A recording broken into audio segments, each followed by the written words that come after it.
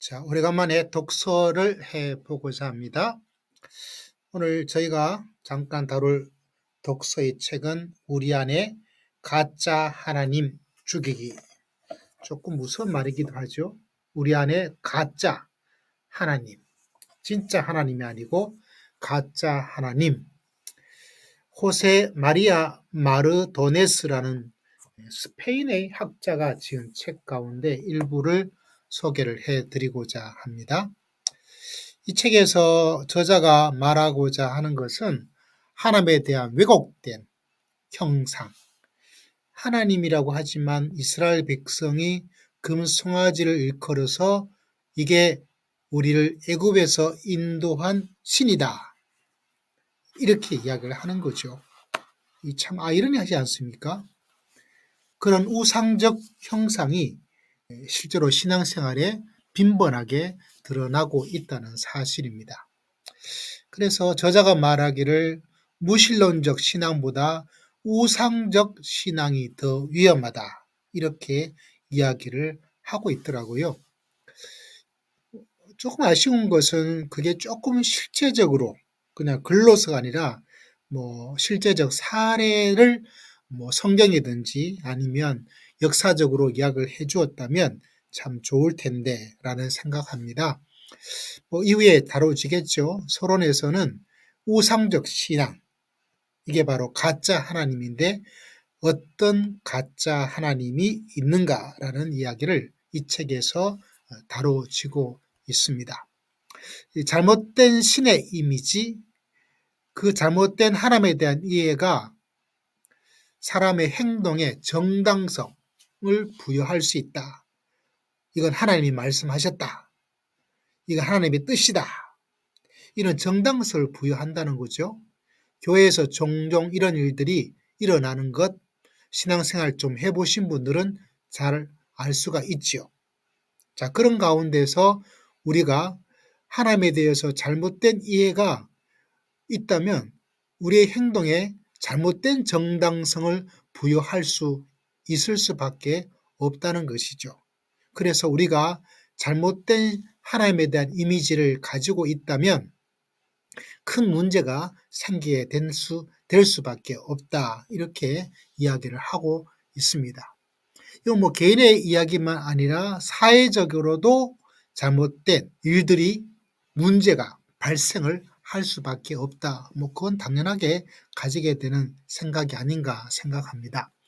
근데 좀 책을 읽다 보니까 고개가 여기까지는 끄덕여지는데 그 다음에서는 조금 어렵더라고요. 내용 자체를 동일하지 못해서 어렵다는 것입니다.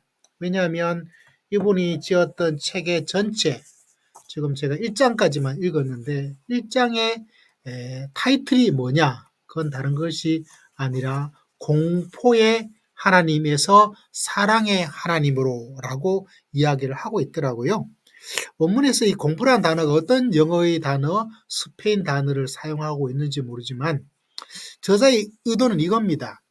하나님이 공포스럽게 다가오는 거는 종교가 다 가지고 있는 모습이다.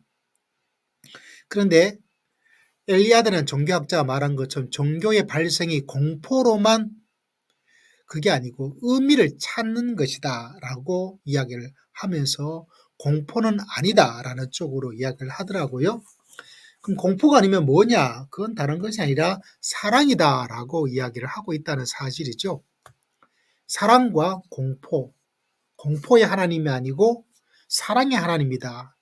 근데 조금 동의를 하지 못하게 되는 것은 공포란 단어에 적합한 내용인지는 모르겠지만 하나님의 심판, 하나님의 불순종에 대해서 하나님의 징계하심, 하나님이 이스라엘 백성을 쫓아내 버리심, 이런 것도 있는데 그걸 공포는 완전히 없는 것으로 오직 사랑으로만 이야기를 할 수 있을까? 신약의 예수님도 사랑의 예수님인 것은 맞지만 반드시 사랑으로만 해석할 수 없는 많은 부분도 있는데 이 자체가 좀 도리어 하나님에 대한 이미지를 한편으로 왜곡시키는 것이 아닐까, 이런 생각을 하게 됩니다.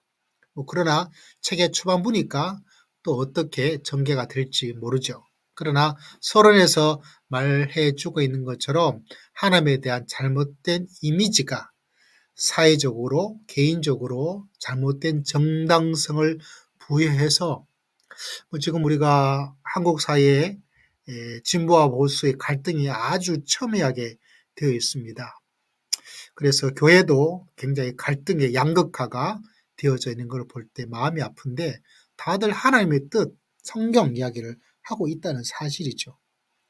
잘못된 하나님에 대한 이미지를 왜곡된 이미지를 가지면 이렇게 극단적인 일들이 그런데 이거를 역사적으로는 피할 수가 없어요. 피할 수가 없습니다.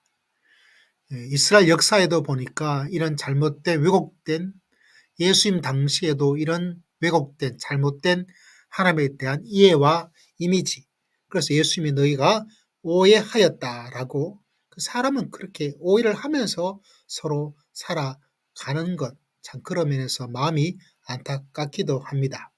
그래서 우리가 내가 가지고 있는 하나님에 대한 이해가 오해와 왜곡이 없는가 자기 성찰도 참 중요하다. 그래서 혹여나 제 안에 가짜 하나님이 있다면 그 가짜 하나님을 도려낼 수 있는 그런 책으로 이 책을 읽고자 합니다. 그래도 조금 기대가 되지 않습니까?